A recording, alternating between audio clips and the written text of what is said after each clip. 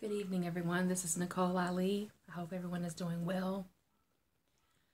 I did a video recently about the ketogenic diet versus the Dr. Sebi alkaline diet.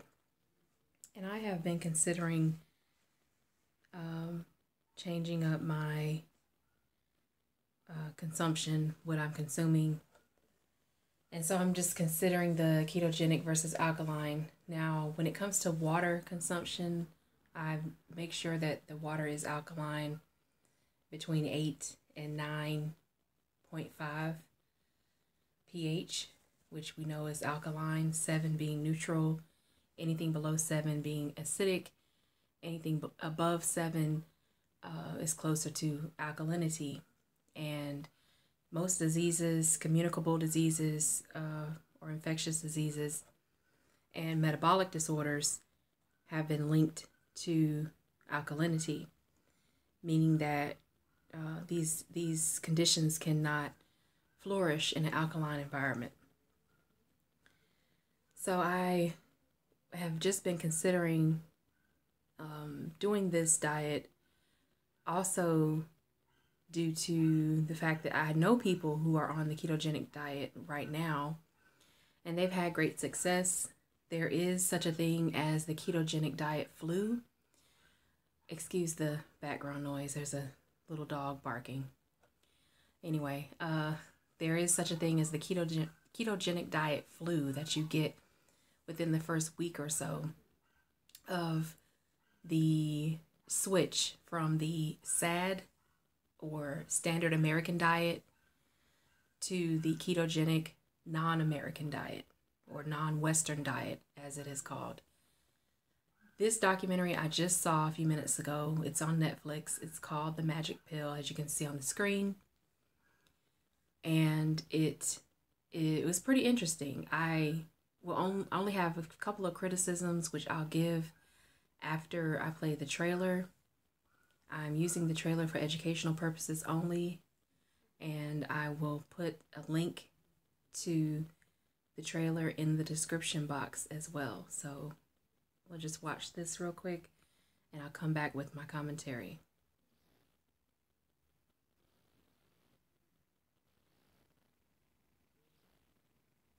Fat's no good. Fat's no good. Don't want fat in my diet. We have lived a lie for 50 years. You know, it's not an accident that people are hooked on all this processed garbage. Having the federal government get behind the low-fat diet changed vastly the food system. Suddenly now we're eating a carbohydrate-based diet. You might as well be eating a bowl full of sugar. The one question I wish every single doctor would ask is, what are you eating? Maple and brown sugar, heart healthy. You know that can't be right, right? What powers the brain far more efficiently is fat. We need to get back into the kitchen. So we're going to add more fat to the diet. I mean, good, natural fat. Coronary artery disease. I have asthma. Type 2 diabetes. She has epilepsy. Autism. High cholesterol. Cancer. So when we get rid of refined sugars, refined grains, refined vegetable oils, processed foods, it's basically meat and vegetables. We might be able to influence a variety of organ systems through one intervention. This is a unique event in the history of modern medicine. There are powerful vested interests. This will seriously harm our profession. Pharmaceutical companies are profiting from this. Weight loss industry is profiting from this. Undertakers are making out like bandits. Cancer cells depend on glucose as a source of fuel. I am really going to do this. I am going to do this. I started this new way of eating today. I have no idea how we're going to do it. The first 5 days, she starved herself. The fifth day, he said his first word. Tap your fingers. I almost fell over on my chair. Literally jumping up and down. And she's not seizing. My tumor started shrinking. The possibility is that she could cure her diabetes with food. No more inhaler. Absolutely. Cheers. It's time to look at the results and the outcomes and say maybe we got it wrong. I have faith in bigger, better things, man. Okay, so that's the end of the trailer. I'm gonna play the video again. Just keep playing it over and over while I speak over it. So there were quite a few patients that were being, or I shouldn't say patients, subjects in this documentary who were being tracked for about 8 weeks. Well, maybe 8 to 12 weeks, I believe. First, I'll give the criticism by giving my rating of the documentary, just to get that out of the way.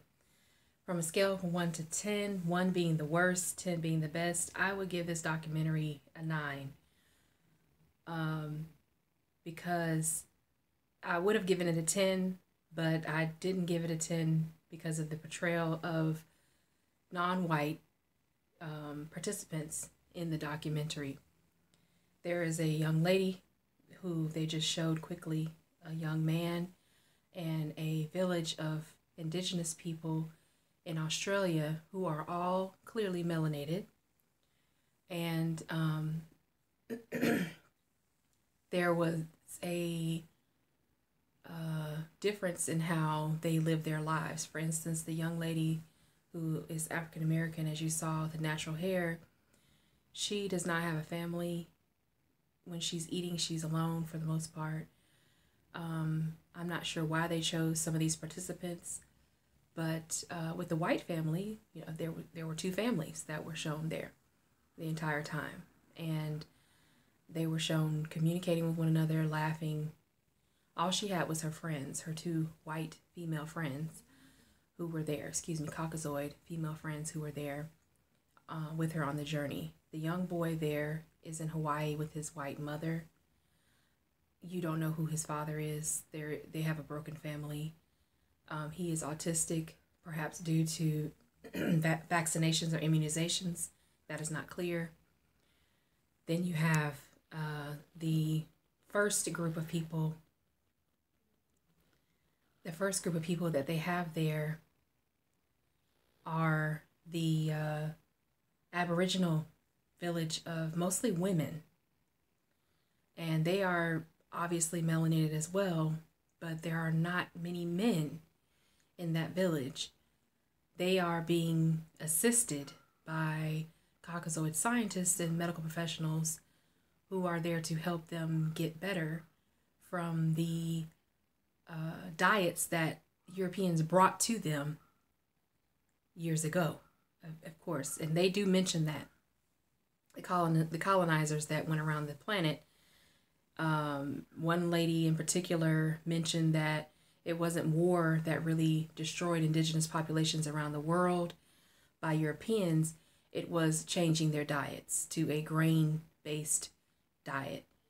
So those are the criticisms I have for the documentary. Now on to the positives. I did notice that, for instance, the young man here, he's autistic. He began to see improvement. They began doing testing on him in Hawaii with several professors, and I believe they had dietitians, cardiologists, neurologists, their pediatricians as well. They saw that he was improving in his speech, improving in his concentration, his mood, his digestive system, immune system was starting to balance out. There was another case of this family here, which I think is biased because the family that they just showed, let's see if I can go back. So this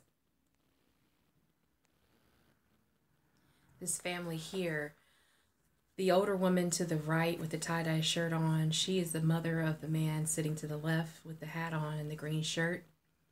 And they are actually related to the producer of the documentary.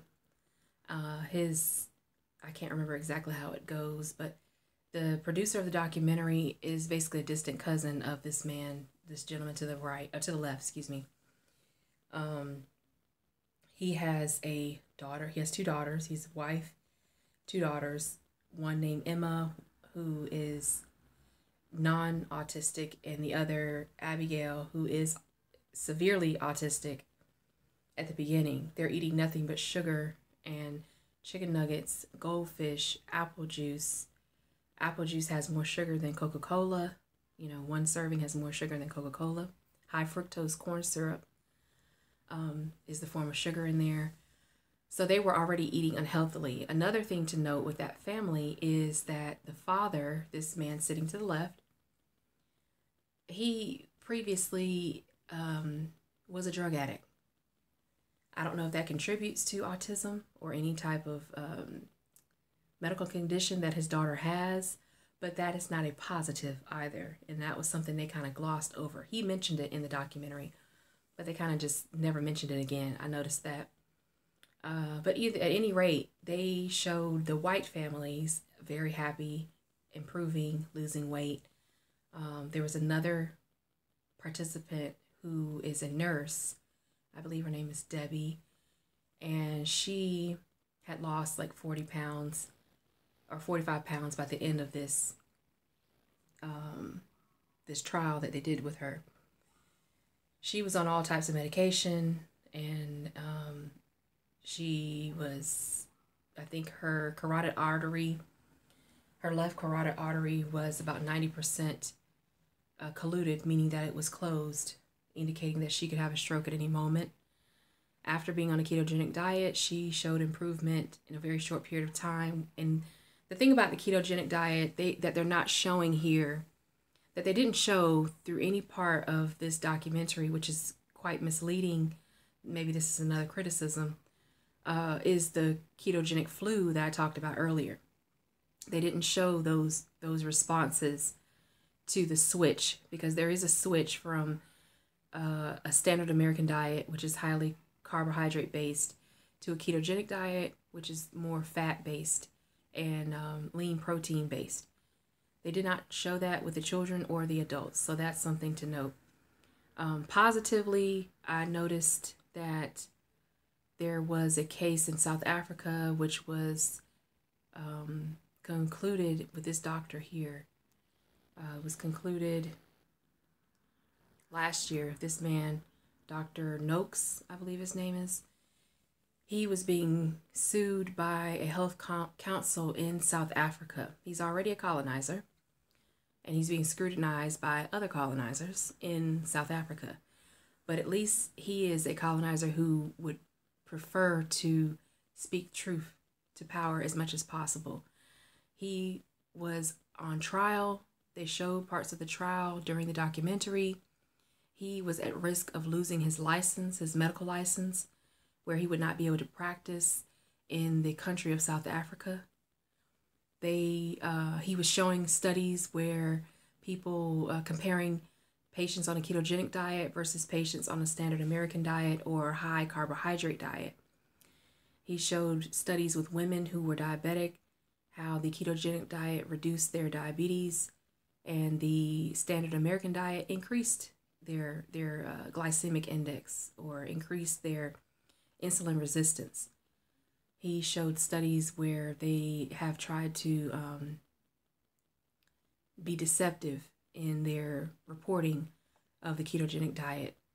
And he said that, you know, there's really nothing wrong with how this ketogenic diet works. This is how we have been living for perhaps millions of years, at least 2.5 million years before we began the process of agriculture, where you clear and burn the land, slash and burn the land, grow a product, and remove all the animals that are there, bring in pesticides and all that type of stuff.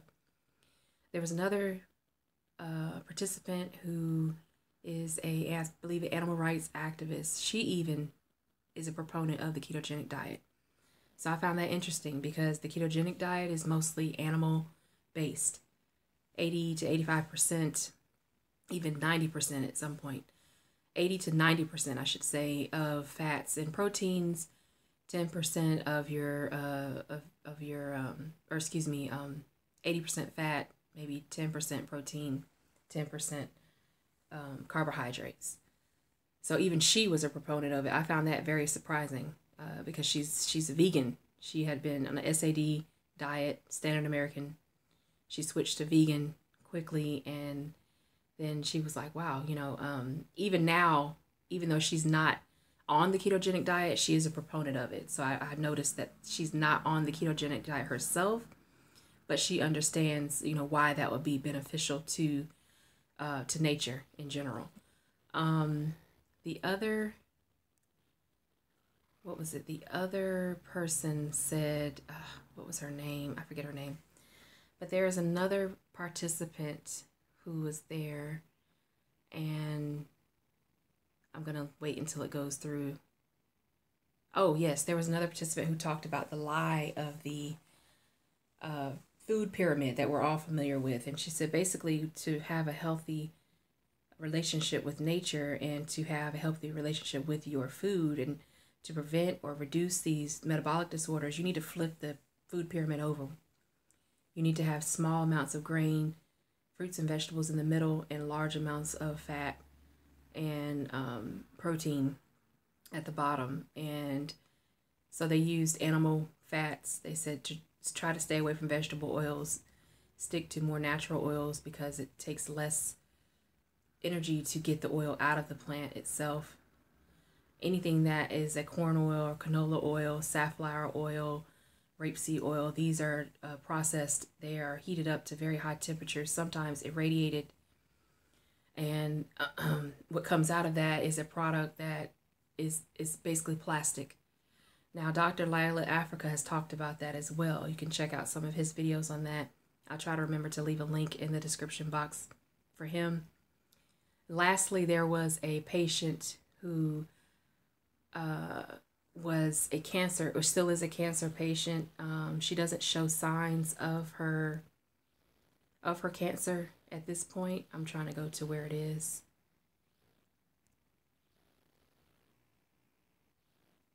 Let's see. Here she is. So this lady here, she is Jewish, I believe. So she's on a kosher ketogenic diet. So all of her food is produced in the kosher manner. And she had, I believe, triple negative breast cancer because she talked about she had HER2 new positive cells, ductal. It was metastatic, pre-metastatic, in situ ductal carcinoma of the breast. And they showed over time, they showed her MRI scans over a couple of years, the tumor shrank and they were undetectable after she had been on the ketogenic diet. Because what we know now, which they've known for decades now, is that cancer requires glucose in order to survive. Most viruses, most infections require glucose in order to survive. So that's my review of this documentary. I really did enjoy it. I'll go back and watch it because there are a lot of things that are said in the documentary that lead to the attitudes and perspectives of the colonizers or Caucasoids that made this documentary. And I like to watch things more than once. I just wanted to watch it fresh and give you my review of this movie. Maybe you'll check it out. Maybe the ketogenic diet is something you want to consider. I would say confer with your physician, or if you're already on a alternative diet, make sure that this is something that won't hurt you. If you have medical conditions, you want to make sure this is safe for you to do. And one thing to remember, they just showed it there, food is medicine. That's one thing we have forgotten in this industrial state that we're in, where we have a lot of food that is highly processed.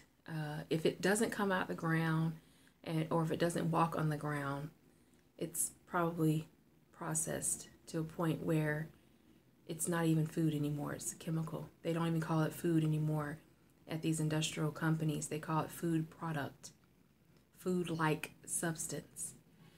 So I'm trying to think what else there was I wanted to say. I think that's it for now. I might come back with another video. You all let me know what you think in the comment section. And maybe I'll do a live stream about this. I attempted to do a live stream, I guess a month or so ago with my friend Maya Tikasi. And as we know, we had a lot of issues with that. I'm trying to get better on that, perhaps just improve my security. But yeah, let me know what you think in the comment section. If you're new to my channel, thank you for stopping by. Like, comment, subscribe, share the video, and I'll talk to you in the next one.